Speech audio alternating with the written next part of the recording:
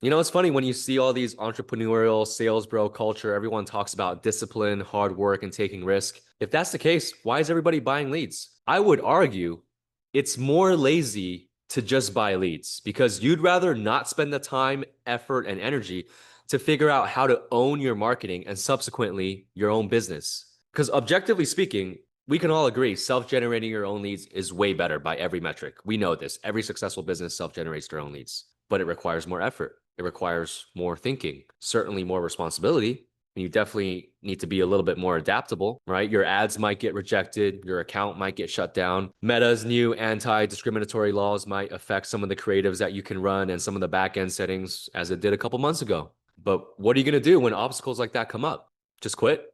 Take the easy way out and go back to buying leads? Or are you going to take up the challenge, pivot, and figure it out? Because if you guys are going to talk about hard work, being a business owner, being an entrepreneur, you wouldn't give up at the first instance of an obstacle. You wouldn't be continuing to buy these shitty leads from these lead vendors. And I get it. Look, trust me, I get it. Buying leads is convenient.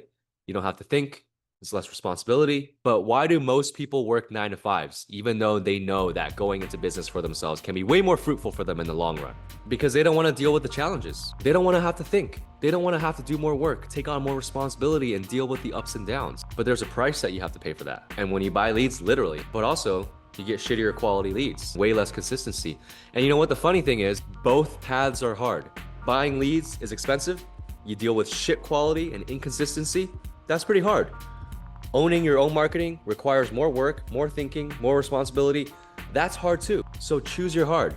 Now, if you want us to make it easy for you, or as easy as we can make it, that's what we can do here at BDL. And if you're ready to take that next step into becoming a real business owner and owning your marketing and owning your business, we can actually help you with that.